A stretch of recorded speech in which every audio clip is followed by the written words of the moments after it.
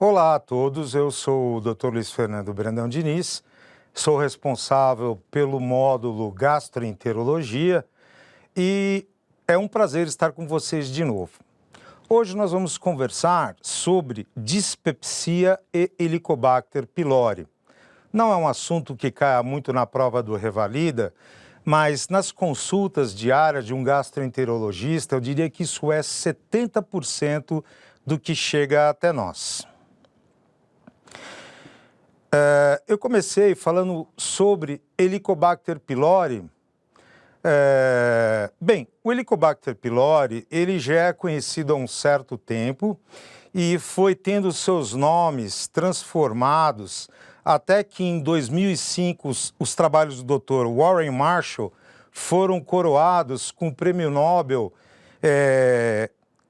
em relação ao H. pylori e as suas lesões provocadas no trato digestório. O H. pylori, ele é um bastão que se encontra enrolado, então nós chamamos isso de espiroqueta gram-negativo, dotado de flagelos, que é o aparelho locomotor do mesmo.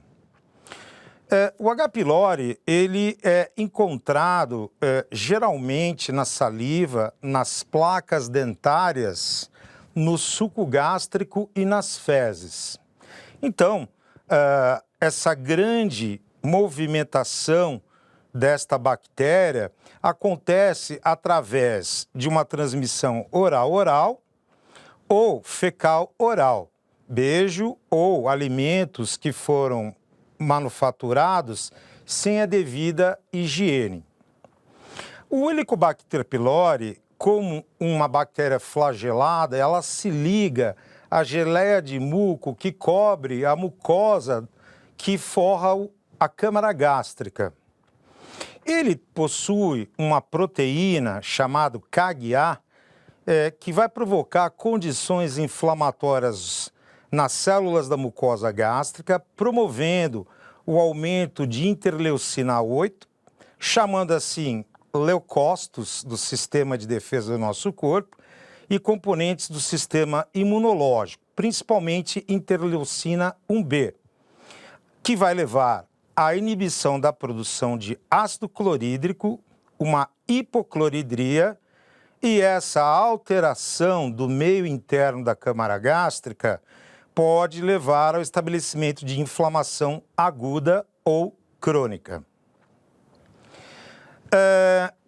Isso tem sido observado que essa infecção pandêmica, ela começa já desde a infância, por esses processos de defeitos na higiene pessoal.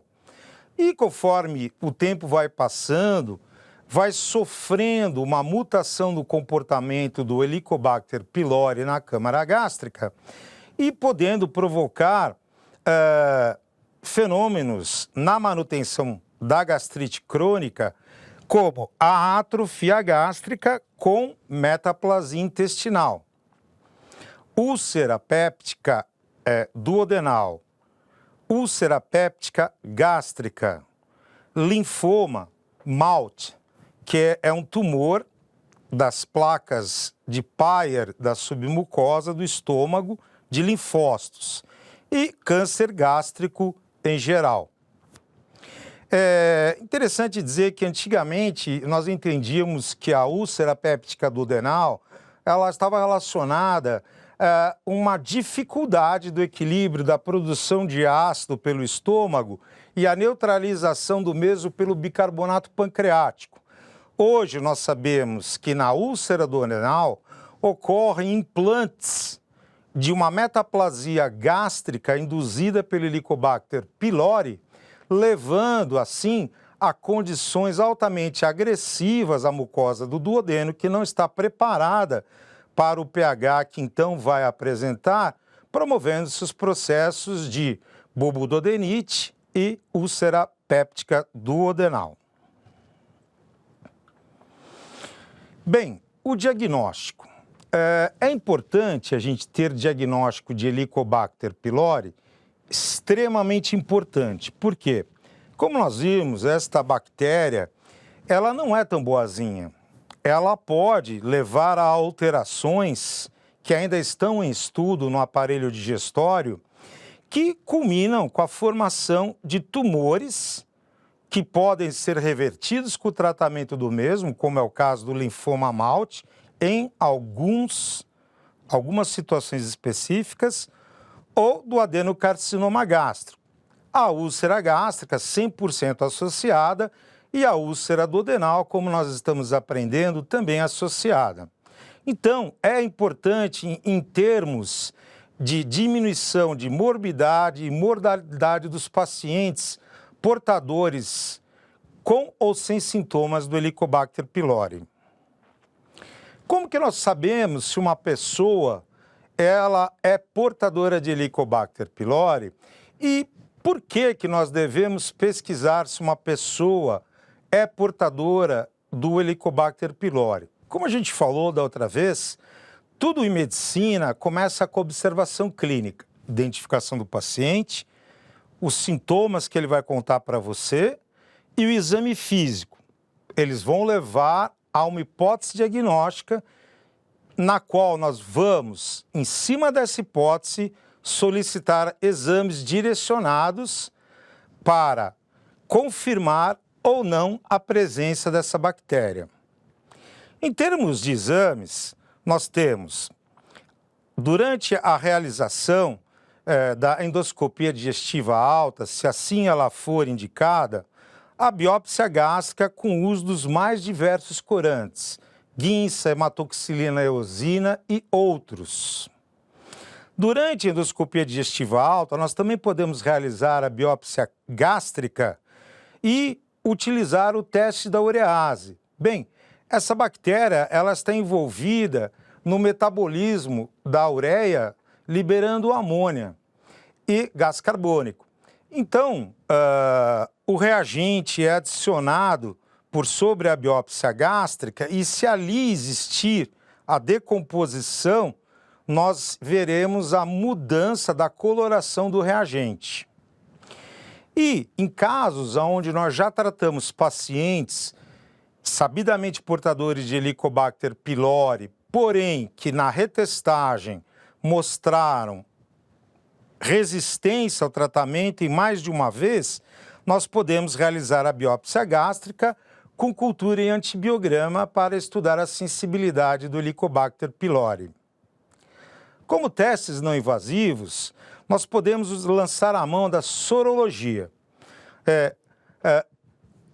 Imunoglobulinas do grupo G, elas nos dizem sobre uma afecção que deixou uma cicatriz. Imunoglobulinas do grupo M nos dizem de uma afecção que está em fase ativa. Então, nós realizamos a pesquisa de IgG para Helicobacter pylori. Se o IgG estiver positivo, é uma sorologia de que alguém teve contato. Podemos utilizar do teste respiratório. Bem, o teste respiratório ele é utilizado através do princípio da ureia associada com carbono radioativo e a dosagem da mesma no ar expirado. Vai em pacientes que têm a bactéria que faz essa decomposição, nós teremos uma captação de dióxido de carbono com carbono radioativo muito aumentada, configurando a sua presença. E temos a pesquisa de antígenos nas fezes para o Helicobacter pylori. Bem, se eu tenho um paciente que apresenta um quadro clínico, um exame físico compatível, testes compatíveis com a presença do Helicobacter pylori, eu vou ter de tratá-lo, uma vez que nós já enunciamos o fato de que ele não é uma bactéria suave, ele é uma bactéria que pode levar a processos mórbidos e mortais. Então, nós temos vários esquemas para o tratamento do Helicobacter pylori.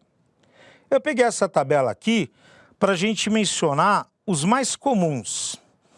Em geral, eles são utilizados 14, 7 mais 7 ou 5 mais 7 mais 5, mais 7.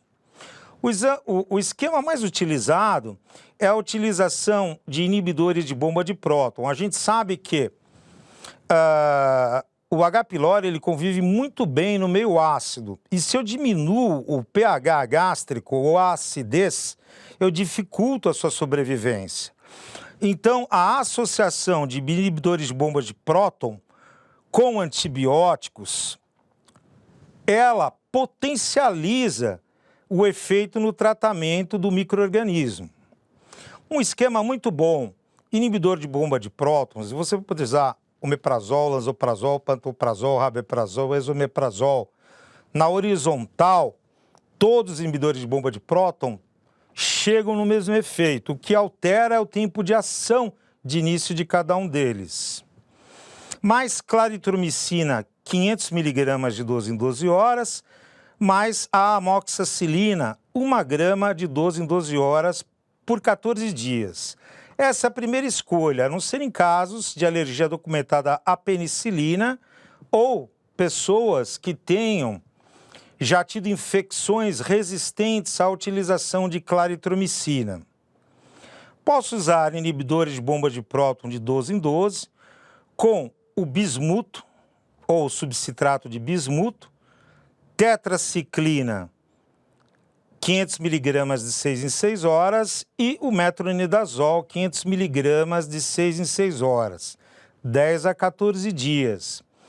Recomendável para os pacientes que têm resistência ou à claritromicina ou fenômenos alérgicos na exposição a macrolídeos. Posso utilizar inibidor de bomba de prótons de 12 em 12, mais claritromicina de 12 em 12, mais amoxicilina, 1 grama de 12 em 12 horas, mais metronidazol, 500 mg de 6 em 6 horas.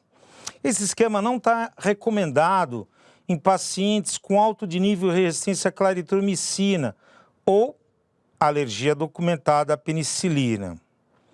Posso lançar mão de inibidores de bombas de prótons de 12 em 12 horas, mais amoxicilina, 1 grama de 12 em 12 horas, seguido de um esquema de inibidor de bomba de prótons de 12 em 12 horas, mais claritromicina 500 de 12 em 12 horas, mais metronidazol 500 de 6 em 6 horas, no esquema, a primeira parte 7 dias e a segunda parte 7 dias. Novamente, não recomendado aos pacientes com alto nível de resistência à claritromicina ou alergia documentada à ampicilina, que é uma droga semissintética da penicilina. Posso utilizar inibidores de bomba de prótons de 12 em 12 horas, mais amoxicilina, 1 grama de 12 em 12 horas, seguidos, na outra fase, inibidor de bomba de prótons de 12 em 12, mais claritromicina 500 de 12 em 12, mais metronidazol 500 de 12 em 12, mais amoxicilina 1 grama de 12 em 12 horas. Um esquema 7, seguido de mais 7 dias da segunda fase. Não recomendado a pacientes com alto nível de resistência à claritromicina ou alergia documentada à ampicilina. Posso utilizar inibidores de prótons de 12 em 12. Posso utilizar uma quinolona como a levofloxacina, 500 mg, 2 vezes ao dia, mais amoxicilina 1 grama de 12 em 12 horas. Um esquema que eu levo 10 a 14 dias. Não recomendado a pacientes com alergia documentada à ampicilina. Então, você veja, é importante, quando a gente vai fazer a observação clínica do paciente, perguntarmos quais as substâncias medicamentosas conhecidas dele para as quais ele seja ou apresente um fenômeno alérgico. Porque, na maior parte das vezes, você vai descobrir que a pessoa é alérgica no uso da droga. Posso utilizar o esquema inibidor de bomba de prótons de 12 em 12 horas, mais amoxicilina 1 grama de 12 em 12 horas, seguido de inibidor de bomba de prótons de 12 em 12, mais o levofloxacino 500 de 12 em 12, mais o metronidazol 500 de 12 em 12 horas. 5 a 7 dias, mais um período que pode variar de 5 a 7 dias na segunda fase. Novamente, não recomendado em pacientes com alergia documentada à ampicilina e é complicado por dificuldade de adesão. É da experiência comum que a utilização dos imidazólicos, como o metronidazol, provoca uma grande irritação gástrica. É interessante que os pacientes, quando começam a fazer o tratamento para Helicobacter pylori, muitos deles desistem porque pioram intensamente dos sintomas devido à agressão medicamentosa. Mas, antes de se propor o tratamento, há de se explicar o porquê, quem é Helicobacter e o que pode acontecer, e para a pessoa tentar resistir. No caso dela não conseguir resistir, trocamos de esquema. Então, é assim, a gente tem um paciente que suspeita por um quadro clínico chamado de dispepsia da presença da bactéria Helicobacter pylori. Procedemos à observação clínica dele, identificação, queixa clínica, exame físico. O exame físico é muito pobre, gente. Assim, no geral, o que as pessoas reclamam é que a palpação profunda da região do epigastro há uma certa sensibilidade. Lembrar que o tubo digestório é um tubo oco e que quando nós comprimimos a sua parede, se ela se encontra inflamada, há um desconforto que normalmente não é percebido. Então, todo paciente com teste positivo para a presença de Helicobacter pylori, seja invasivo ou não invasivo, e que foi tratado, logo após o tratamento, de 1 a 3 meses, ele deve ser submetido a um novo exame de controle para comprovar se houve ou não eficácia do tratamento. Isso é importantíssimo. Cerca de 30% das pessoas que sofrem o tratamento da bactéria Helicobacter pylori, ela é resistente, ou porque a pessoa não realmente aderiu ao tratamento, ou porque ela não afastou os outros fatores que poderiam facilitar a vida ou a presença do Helicobacter pylori na câmara gástrica. Então, é um todo, nós devemos falar sobre dieta com o paciente, repartição da alimentação em pequenas quantidades várias vezes ao dia e não grandes quantidades poucas vezes ao dia. Evitar alimentos que agridam, colocar alimentos que protejam nossa câmara gástrica e fazer a adesão ao tratamento. Testes não invasivos podem ser utilizados para esse fim. Então, nós comentamos lá na sorologia, se o meu paciente virou de IgM para IgG, ele tem uma cicatriz sorológica, ele não está mais agudamente doente. Posso fazer o teste respiratório ou posso fazer a pesquisa de antígenos nas fezes também. Como também posso fazer exames mais invasivos, mas os exames invasivos, a gente tem que lembrar que uma endoscopia digestiva alta, ela guarda os seus riscos, perfuração, contaminação, etc. Então, se possível, a gente utiliza métodos não invasivos para validar a efetividade do nosso tratamento. Agora, em casos de úlceras gástricas, veja, a úlcera duodenal, como nós falamos, não há uma história de malignização. Mas na úlcera gástrica há uma história de malignização, de transformação no carcinoma gástrico. Então, nesses casos, onde foi feita uma endoscopia e se visualizou uma úlcera gástrica, deve ser repetida para avaliar se houve a cicatrização adequada. E vale lembrar que as mesmas recomendações, veja, quando o paciente vai fazer os exames, há recomendações de suspensão de inibidores da bomba de prótons antes da realização dos exames se aplicam, que serão os exames de controle. Outros fatores também podem dar falso positivo ou falso negativo, sangue na câmara gástrica. Se eu uso inibidor da bomba de prótons, eu estou utilizando a medicação para baixar o pH gástrico, que dificulta, ou que, vamos dizer assim, mascara a presença do Helicobacter pylori. Distúrbios no trânsito gástrico, as distonias, um ataque gastria, uma bradicardia, também na utilização de pró-cinéticos, podem dar testes falso positivo ou falso negativo. Se for detectada uma falha na terapêutica, escolha um esquema diferente do inicial e esse esquema deve ser administrado.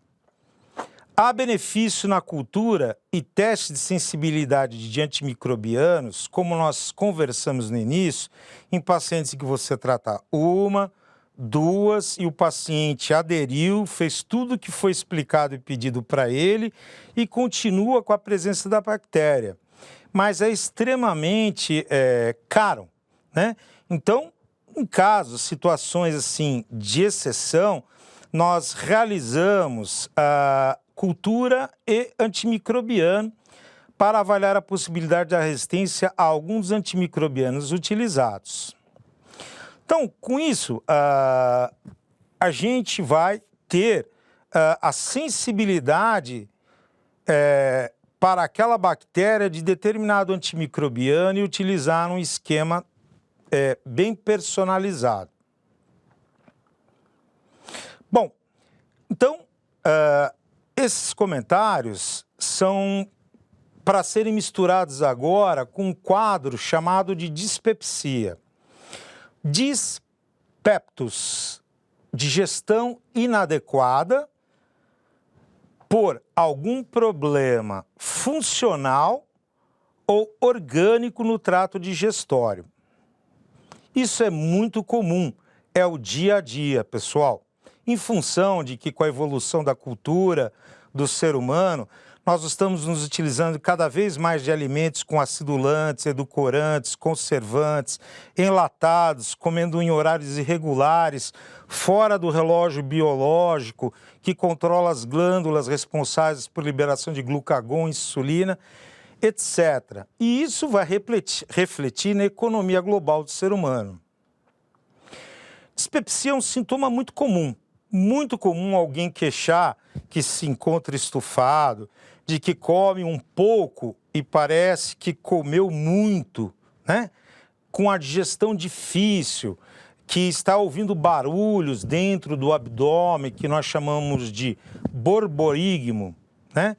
Então, ela apresenta um extenso diagnóstico diferencial. Nós vamos ver mais lá na frente que esse nome dispepsia se dobra em duas vertentes, primária ou funcional, onde não há lesão orgânica, então não adianta olhar a endoscopia ou outros exames e mandar o paciente para o psiquiatra, porque ele está com problemas de dismotilidade, e é muito frequente você olhar uma endoscopia e falar, não tem nada, tchau. Mas tem na parte funcional. E o outro ramo, que seria a dispepsia de origem secundária, ou seja, patologias do trato digestório primárias, elevando a uma disfunção do processo de digestão. Litíase, pancreatite, refluxo e outras que nós vamos comentar. Tem uma fisiopatologia, portanto, heterogênea, de acordo com a doença que está originando, se é funcional ou orgânica, teremos um funcionamento diferente nos mecanismos do adoecer. E a dispepsia, ela prejudica significativamente a qualidade de vida da pessoa. É muito ruim você não conseguir completar uma refeição, você após a refeição se sentir desconfortável por uma distensão gástrica que eleva o seu diafragma. E o mais interessante é que os pacientes portadores de dispepsia, eles não procuram o serviço médico, né? A maior prevalência acontece em mulheres fumantes. Mulheres tem a ver com os hormônios, né? Estrógeno, progesterona. A gente sabe que estrógeno e progesterona vão atuar tanto na formação de vasos sanguíneos quanto no relaxamento das fibras musculares do tubo digestório. Fumantes. Bem, o fumo tem um enorme número de substâncias que lesam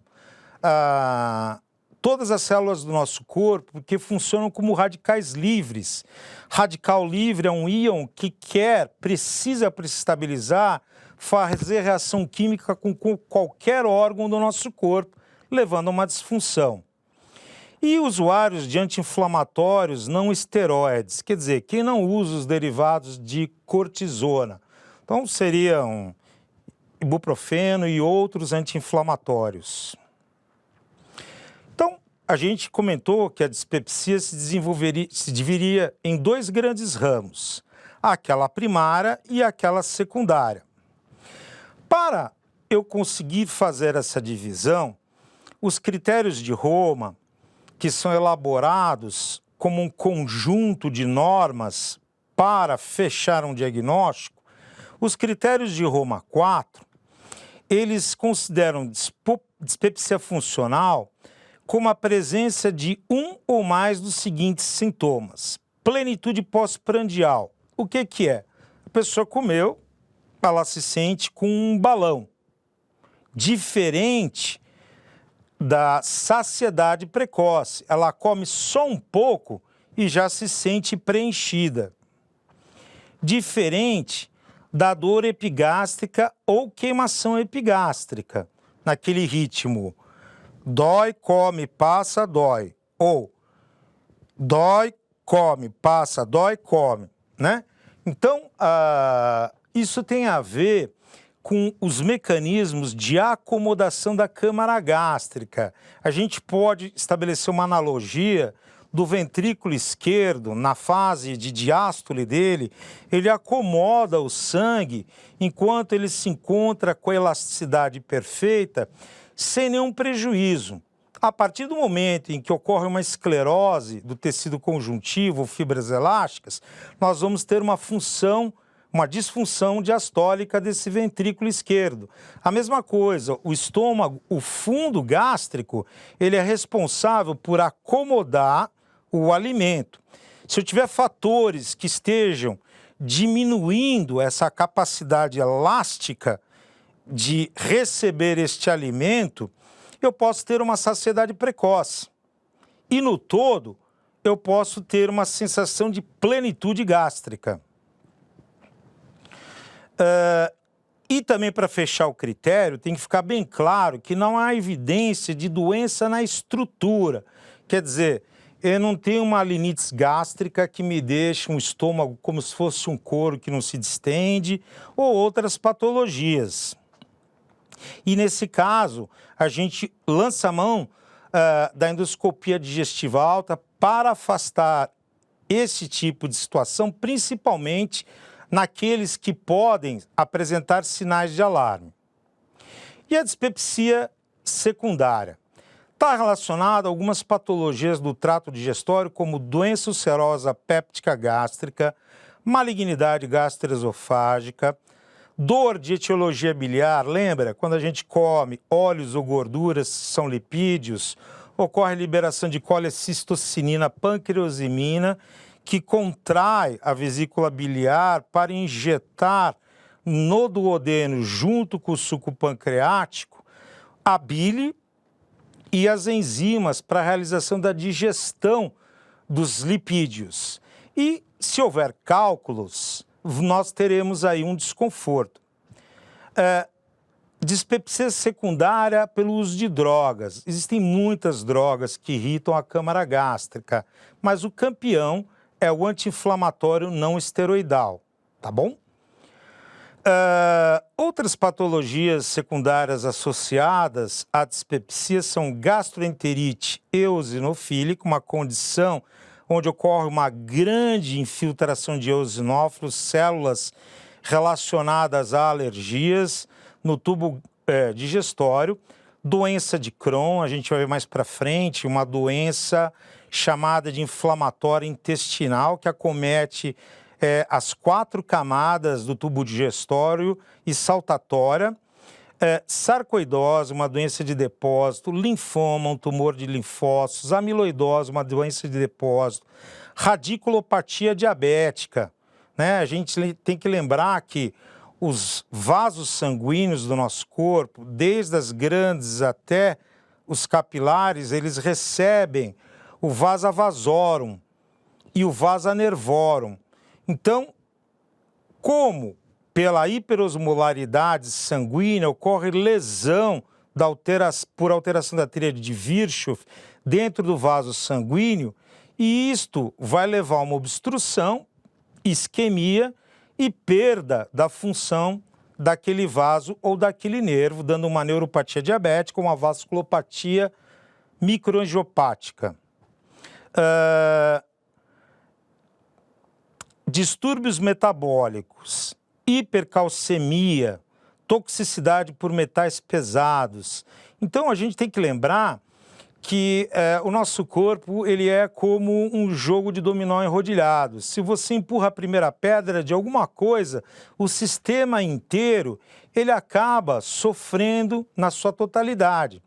Então, se eu tenho patologias de tireoide, que é o hormônio, vamos dizer assim, vai ser a lenha na fogueira da célula para lhe dar energia. Alterado, essa célula não irá funcionar como deveria.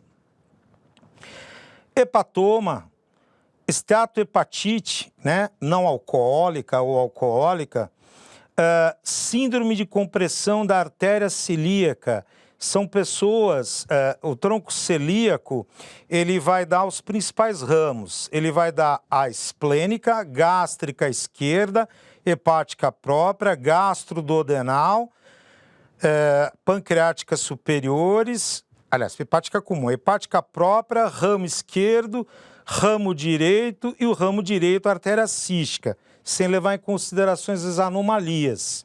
Quando a pessoa ela é obesa, por dentro, e perde grande massa de gordura visceral, a emergência do tronco celíaco, ela sofre uma diminuição do seu ângulo, assim como da mesentérica superior, podendo promover hipóxia e angina, dor abdominal de etiologia vascular, semelhante à angina do miocárdio. Dor na parede abdominal, pacientes que fizeram um esforço físico e não se lembram e têm dor ao movimentar o abdômen, simulando sinais de peritonismo que não são confirmados pelas manobras de exame físico, podem entrar dentro de um diferencial. Bem, então, se a gente desconfia que o paciente que chegou para a gente, que tem uma idade, uma naturalidade, uma procedência, uma determinada formação cultural, exerce uma determinada função, filhos ou sem filhos, casado, divorciado, solteiro, etc., que é o seu universo cultural que está ligado à sensibilidade visceral também, chega para nós com um conjunto de queixas clínicas e nós partimos para o exame físico desse paciente, nesse total nós vamos levantar a hipótese se ele está apresentando uma disfunção da sua digestão de origem primária ou secundária. Então, importantíssimo a história detalhada que você vai tirar do paciente. Mas como é? O senhor se sente empachado, que é o termo que eles usam, quando come? O senhor não consegue completar a sua refeição, logo se sente distendido, não é? Termos atenção para os sinais de alarme. O que são os sinais de alarme? É o paciente que chega para você e conta que, junto com esses sintomas, em curtíssimo espaço de tempo, perdeu mais de 20% do índice de massa corpórea. Disfagia, que é a dificuldade de deglutição. Sólidos, pastosos, líquidos. Depois nós vamos ver isso na aula sobre doenças do esôfago. Odinofagia, que é dor à deglutição. A pessoa queixa que parece que está rasgando retroesternal quando ela está ingerindo o alimento. Anemias inexplicáveis por deficiência de ferro, quer dizer, a mulher não tem menstruações absurdas, fluxos de grande quantidade, não tem hematêmese, não tem melena, não tem hematoquise, já foi afastada a possibilidade de doenças da medula óssea, destruição acelerada de hemácias, etc. A gente tem que pensar que ele pode estar perdendo, por um tumor, quantidades de sangue de hemácias que são hemoglobina, M mais ferro. Vômitos persistentes, que podem caracterizar suboclusão ou oclusão em qualquer ponto do tubo digestório. Massa palpável ou linfadenopatia. Em todo exame físico, a gente deve realizar um exame físico completo, da cabeça aos pés, desde a ectoscopia ao setorial. Por quê?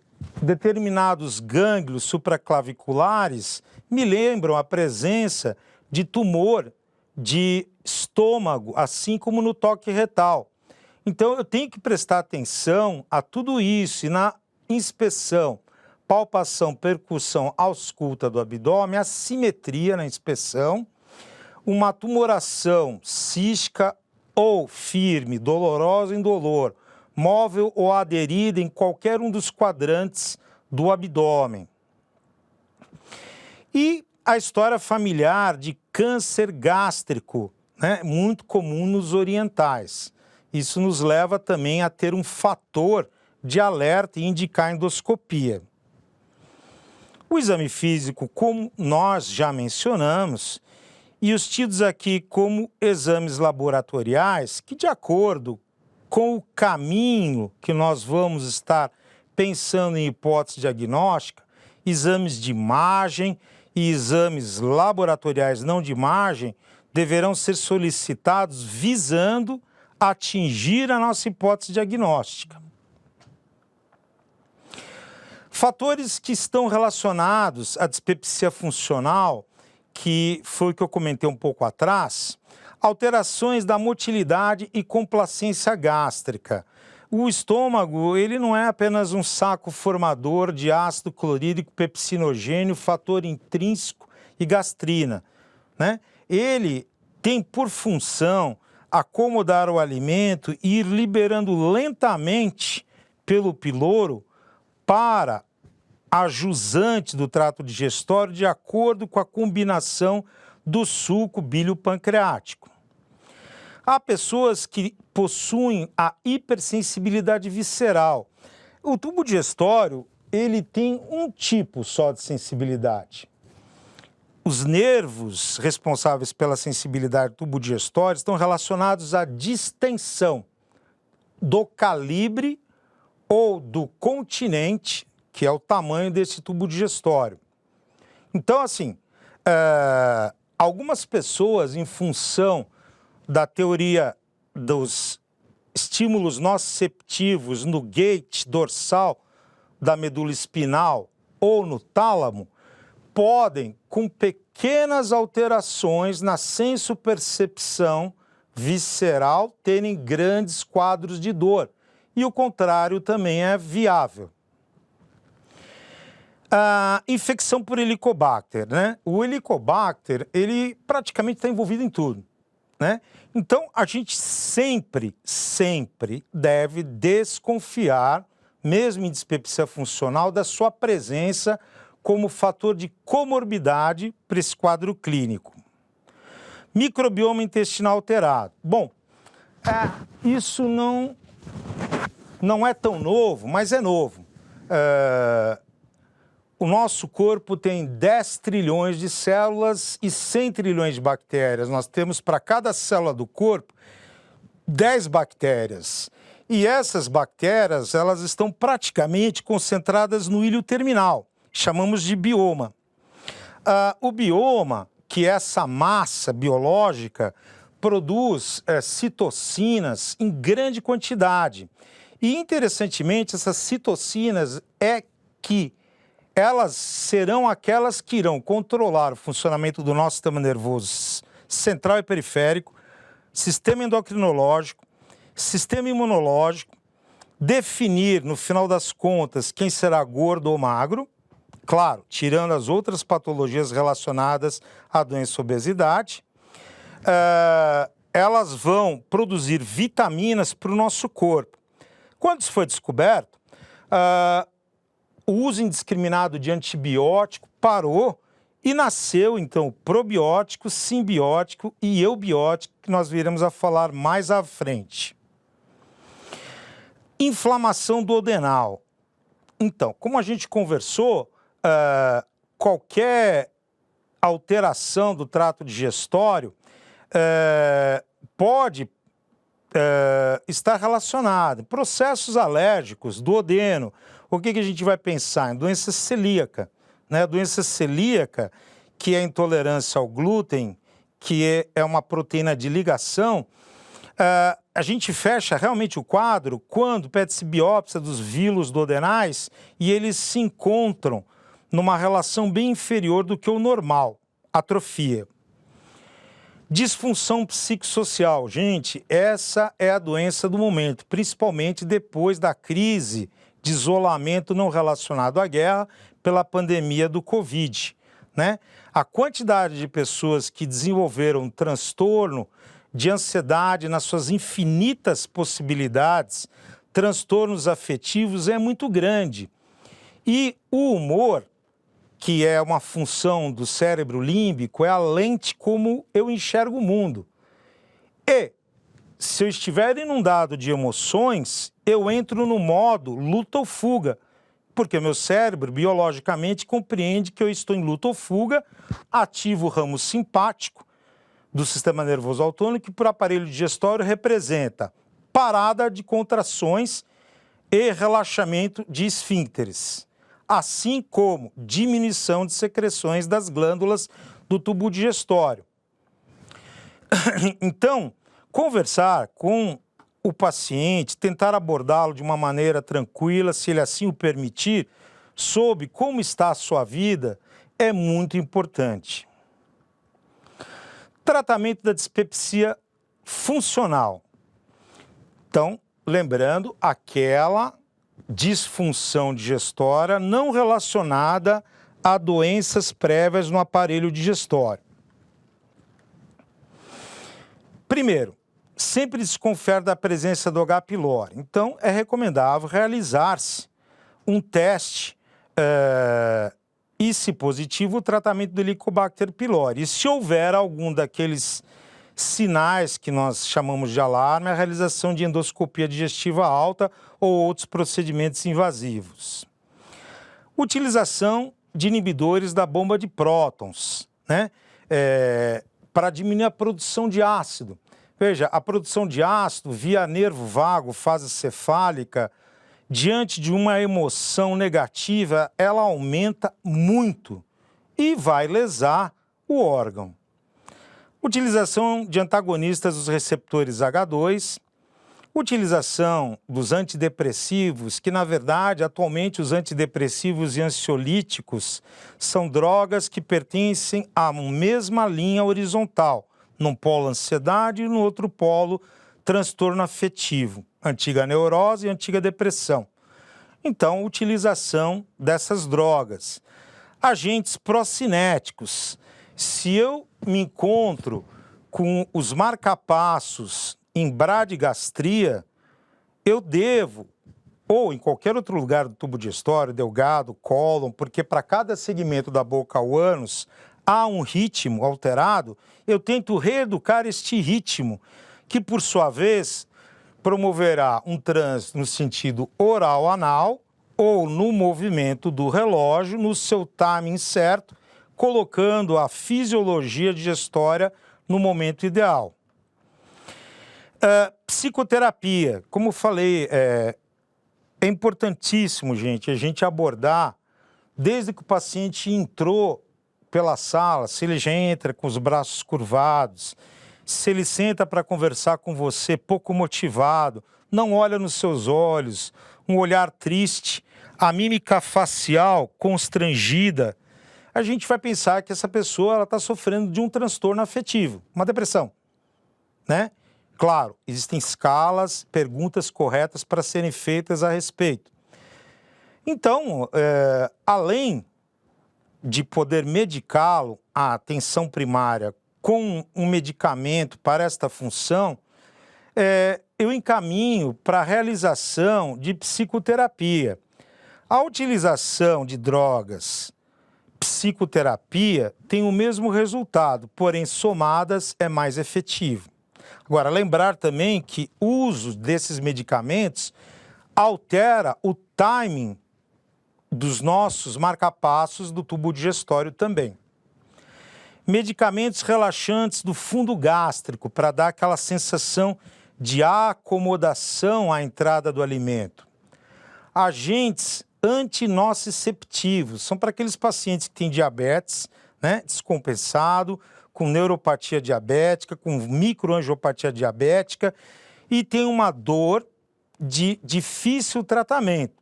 Então, nós começamos com esquemas escalonados de analgesia, até métodos de você poder inabilitar aquele nervo nociceptivo, libertando essa pessoa do sofrimento. Por quê? Dor promove descarga de adrenalina, que promove liberação de cortisol também, invertendo todos os marcapassos e o funcionamento glandular. E a modificação dietética, né? Que, assim, para que nós não tenhamos fenômenos de hipoglicemia interessante, uma vez que, em geral, vamos dormir às 22 e acordamos às 6, 8 horas de jejum, e a gente acorda justamente porque a luz do sol estimula a minha retina, inibe a produção do hormônio que ativa o centro do sono, melatonina, libera a serotonina, vai uma mensagem para a hipófise, a CTH, suprarrenal, cortisol, sistema reticular ativador ascendente, eu acordo, né? Então, eu já acordo com a glicemia provavelmente no limite inferior e estou tendo a liberação de um hormônio cortisol que vai reger o metabolismo da glicose no fígado. É fundamental a primeira refeição. E lembrar que, como a nossa vida está muito corrida, a refeição nem sempre é ideal. Então, nós devemos ter 3 principais refeições de acordo com a pirâmide alimentar: carboidratos, proteínas, lipídios, óleos ou gorduras, saladas, verduras, legumes, grãos, etc., que são fibra, 35 mililitros por quilo de peso de água fora das refeições, né? E fazer com que essas refeições sejam pequenas e inúmeras vezes, de jejum, lanche, almoço, lanche, jantar, e guardar um intervalo de 2 horas para poder nos deitarmos. Isso praticamente nos dias de hoje está impossível. Tratamento da dispepsia funcional secundária. Bom, o tratamento da dispepsia funcional secundária, a gente vai ter acesso à medida em que nós fomos falando no módulo de gastroenterologia das afecções do sistema digestório. Então, nós já falamos na primeira aula sobre afecções da vesícula biliar e vias biliares. Então, nós vimos desde malformações, desde processos litiásicos, desde processos inflamatórios alitiásicos, desde processos tumorais, obstrutivos, os mais diferentes processos, e cada um dependendo no estágio em que ele se encontra, do local aonde você se encontra ou vai encaminhar o doente, da riqueza técnica e competência do profissional que está naquele local, técnicas e táticas completamente diferentes serão utilizadas. Então, aí será modular essa nossa discussão. Eu coloquei aqui uma questão interessante, na prova vermelha de 2015, questão 7. Mulher, uma paciente, 41 anos de idade, os 4F, queixa de dor epigástrica em queimação de longa data. relacionada à ingesta de alimentos condimentados, quer dizer, pimenta, ketchup, mostarda, vinagre, que são agressores à mucosa gástrica, retornam em consulta ambulatorial tendo como resultado de endoscopia digestiva alta. Quer dizer, só com isso que ela conta para gente, dor epigástrica, pós-prandial, alimentos condimentados, sem outros sinais ou sintomas, com exame físico que me mostra apenas a dor à palpação do epigástrio, sem outras coisas encontradas no exame físico, eu já poderia pensar numa dispepsia, né? E ela retorna com o resultado de uma endoscopia digestiva alta, pediram uma endoscopia, e o diagnóstico era uma úlcera péptica duodenal e pesquisa de H. pylori positivo. Eu queria só comentar uma coisa aqui. Às vezes, a gente pede endoscopia digestiva alta com pesquisa de H. pylori e a normativa não é fazer biópsia de duodeno. Porém, pessoal, se houver uma bulboduodenite erosiva, tratem, porque há ilhas de metaplasia de mucosa gástrica naquele duodeno ocasionadas por Helicobacter pylori e que, se não for tratado, a bulboduodenite persistirá e poderá evoluir para uma úlcera duodenal e perfurar, inclusive. Relatava uso esporádico de antiácidos. Esses antiácidos são aqueles que quelam com hidróxido de magnésio o ácido clorídrico. Então, é só naquele momento que o ácido vai ser quelado. Então, o efeito a longo prazo não existe. Mas com pouca melhora da dor, como nós previmos. Nega o uso de anti-inflamatórios não esteroidais. A gente viu que hoje, na medida em que nós estamos erradicando o H. pylori, o que está sobrando para aparecimento de úlceras é o uso da aspirina e do anti-inflamatório não esteroidal. Qual a associação de medicamentos com melhor nível de evidência científica para o tratamento desse caso? Então ela chegou, se identificou, contou a história dela, você examinou, ela te trouxe um exame a mais, confirmado úlcera duodenal com a presença de Helicobacter pylori.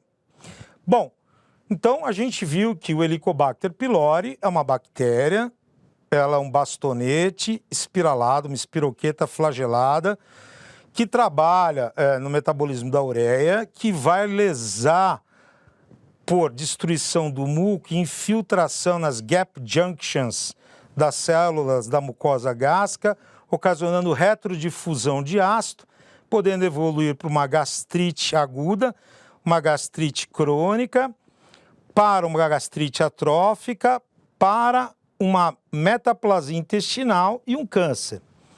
Então, se eu tenho a presença da bactéria, a primeira coisa lógica a fazer é dar um esquema de antibiótico para matar o Helicobacter pylori. E como eu sei que a associação de inibidor de bomba de prótons potencializa a queda do pH, dificultando o crescimento do Helicobacter, também vou escolher um inibidor de bomba de prótons. Então vamos lá. Agente antissecretor, omeprazol e claritromicina. Bom, então provavelmente quando ele diz agente antissecretor, ele quer dizer um bloqueador H2. Omeprazol, inibidor de bomba de prótons e um antibiótico. A gente sabe que o esquema deve ser sempre de 2 antibióticos que se potencializem. Não.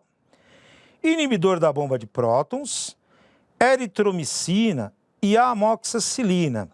A eritromicina é utilizada não usualmente como primeiro esquema.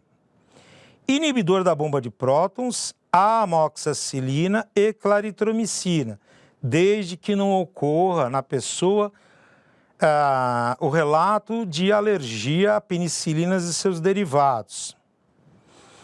D. Antagonista de receptor H2 de histamina, claritromicina e amoxicilina. O antagonista de receptor H2 de histamina, a gente já praticamente deixa para situações muito específicas. Então, na minha opinião, inibidor de bomba de prótons, amoxicilina, claritromicina. 1 grama de 12 em 12 de amoxicilina, 500 miligramas de 12 em 12 de claritromicina.